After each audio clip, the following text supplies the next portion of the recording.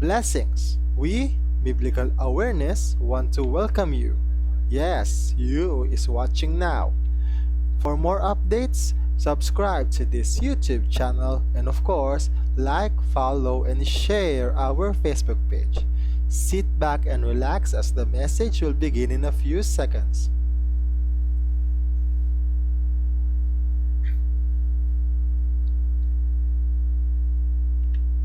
Good day! Hello! Biblical Awareness is here again.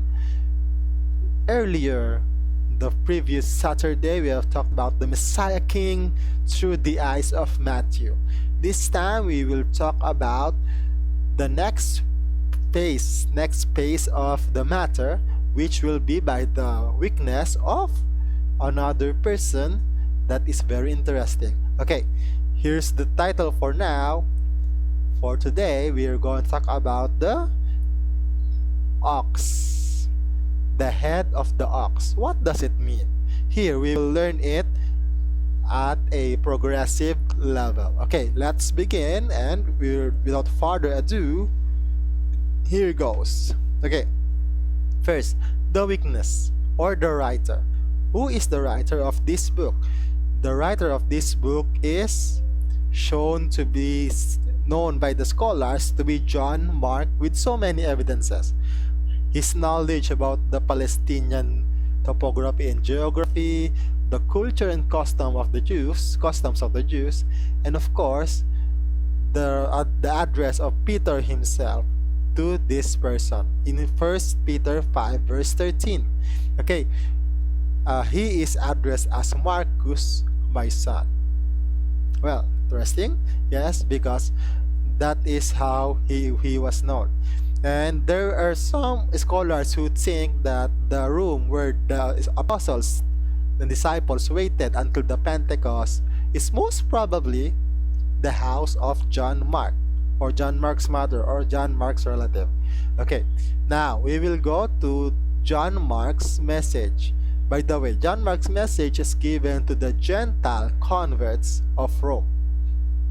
Well, that's how it really goes. Okay, what is the message of John Mark?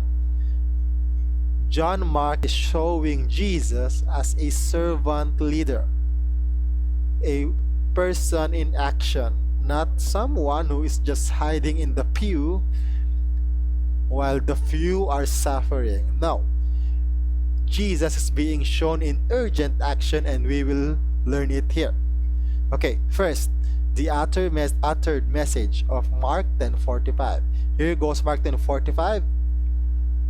For even the Son of Man came not to be ministered to, but to minister. How?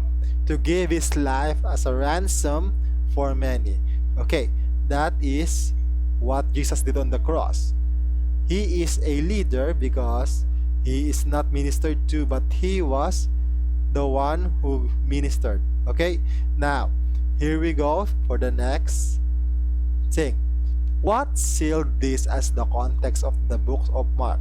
Okay, there's so much things in the scripture, particularly in the Gospel of Mark, to support this matter. And here goes. The sense of urgency in every message of the book of Mark is pretty obvious. First, it started with the ministry of Jesus Christ. Unlike Matthew, who started with the chronology of, or let's say the list of persons before and after Jesus, or maybe before Jesus Christ, the generations, 14 generations. Here, Mark started with the ministry itself. Okay, that's one. Second, the words of urgency like straightforward, immediately, etc. are repeated 40 times in different variants, 40 times in the whole gospel. And of course, putting this thing together, we will see that Mark proves that Jesus is real by showing his actions. So that is how he got it here. Now let's see.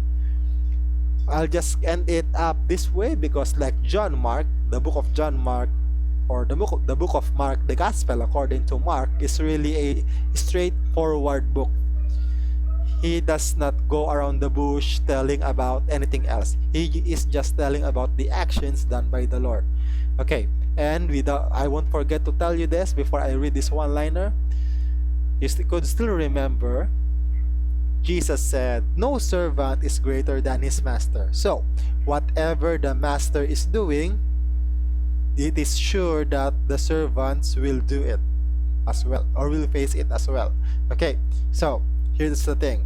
We are saved by the Lord, which makes him our master. Okay. But what is our response? Our response is to serve. We are not meant just to sit down on the chairs of the church and then live as if nothing is going to change. We must. It is a challenge to us that we are to serve like the Lord in a ministerial manner. Okay, so I hope this helps, and in God willing, I hope this message has helped us a lot.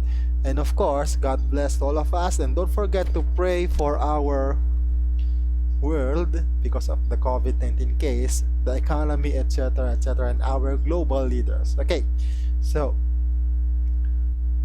next week we will look at the book of Luke. What is in the book of Luke and what is the context behind it? We will look at it, and I hope to see you next Saturday. Okay, so thank you for watching, and like, follow, and share our Facebook page, and subscribe to this YouTube channel for more updates. Okay, so much for that for now, and goodbye, and God bless. Always pray for our world and unto God. Okay, thank you again. God bless. Bye bye.